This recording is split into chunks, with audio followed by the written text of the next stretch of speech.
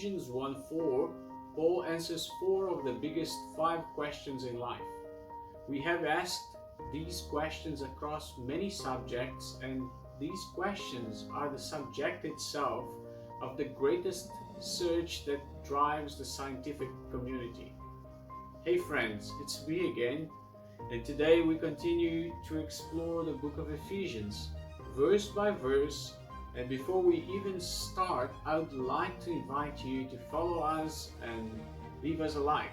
In doing that, you can continue to learn about the Bible with us and continue to grow. The questions Paul answers are the following: where did I come from? Who am I? Why am I here? And how should I live? Ephesians 1:4 tells us, just as he chose us in him before the foundation of the world, that we would be holy and blameless before him in love. This verse speaks with certainty about where we came from.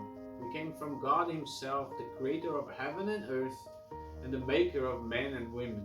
God had a plan to create heaven and earth as well as the universe. But he had more than a plan when he made us in his image.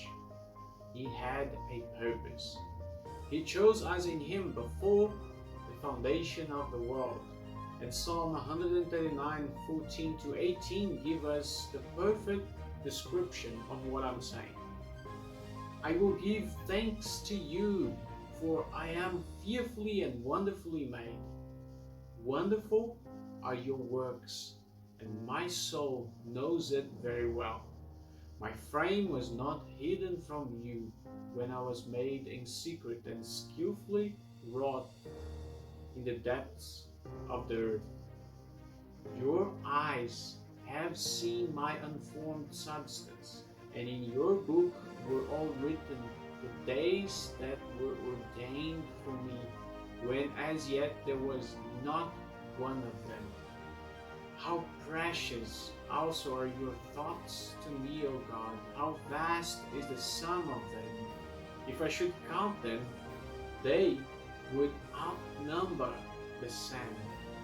When I awake, I am still with you. Knowing God created us and that he loves us gives us a sense of belonging. We belong to him. He knows who we are.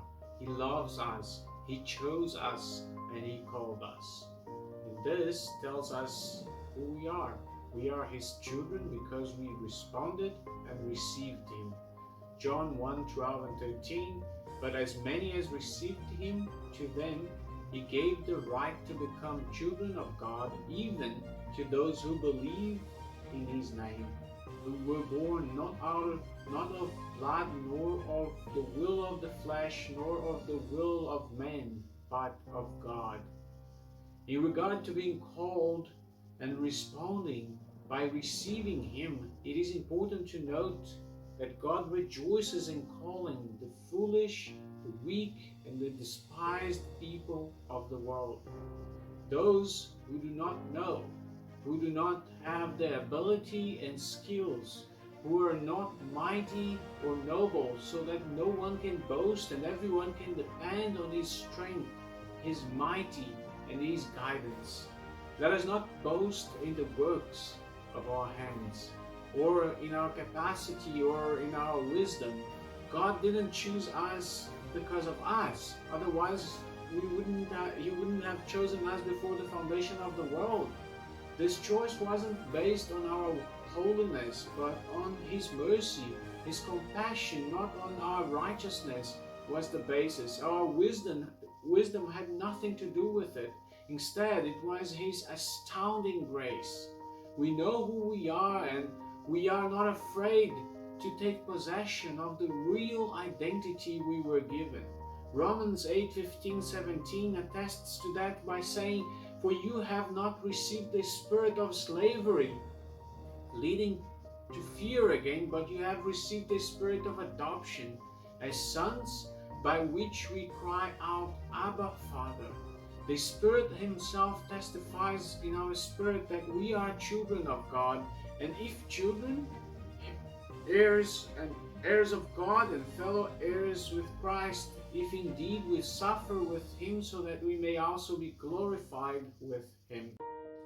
We cannot differentiate between who we are as God's beloved and the purpose we will fulfill. Our being is intertwined with the purpose we have.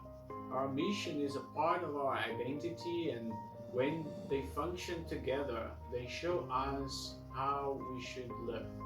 John 15:16, You did not choose me, but I chose you and appointed you that you would go and bear fruit. Before everything, God has thought of you. His calling is for intimacy and friendship with you. When we have a personal relationship with Jesus, our purpose in Him becomes clear. We become like the eagle flying in the wind rather than fighting it.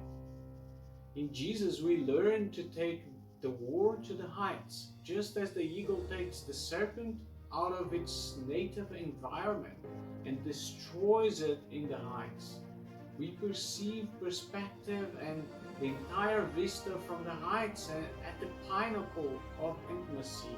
He chose us in Him before the foundation of the world, where we would be holy and blameless. Holy and blameless. Hebrews 12:14 invites us into a wild reality. It says, Pursue peace with all men and the sanctification without which no one will see the Lord. I found out that the Greek word to see means to experience. For us to experience the reality of His presence today, not only one day, it is necessary that we respond to His immense grace in sanctification. Psalm 24:3, 4, and 6 corroborates with this truth by saying, Who may ascend into the hill of the Lord, and who may stand in His holy place? He who has clean hands and a pure heart, who has not lifted up his soul to falsehood, and has not sworn deceitfully. This is the generation of those who seek Him, who seek your face, even Jacob. There is a reality of intimacy in His presence that brings rest to our hearts, guidance to our steps, transformation to our hearts, and passion in our service, even in difficult and sacrificial offers. 1 Peter 2:9-12 tells us that, But you are a chosen race, a royal priesthood, a holy nation, a people for God's own possession, so that you may proclaim the excellencies of Him who has called you out of darkness into His marvelous light. For you once were not a people, but now you are the people of God. You had not received mercy, but now you have received mercy. Beloved, I urge you as aliens and strangers to abstain from fleshly lusts which wage war against the soul. Keep your behavior excellent among the Gentiles, so that in the thing in which they slander you as evildoers, they may, because of your good deeds, as they observe them, glorify God in the day of visitation. We are chosen in Him. In Him. In Him. Let us come close to Him. Let us abide in Him. He chose us. We are His children, and we call Him Abba. We are chosen, a chosen race, a royal priesthood, a holy nation, a people for His own possession. We're God's people, and we have received mercy and strength and forgiveness. We're called to be holy, separate, and blameless, to live with a passionate and undivided heart. Let us do that. Soar like an eagle in places of intimacy, knowing we came from Abba, We are God's children, called for His glory and to live according to His will. In Him, chosen before the foundation of the world, to be holy and blameless. And there is more. Follow us so that you can watch the next, what is in the next verse, Ephesians 1:5, and what it has to unveil. 1 Corinthians 2:9 and 10 says this, but just as it is written, things which eye has not seen, ear has not heard, and which have not entered the heart of man, all that God has prepared for those who love Him. For to us God revealed them through the Spirit. For the Spirit searches all things, even the depths of God.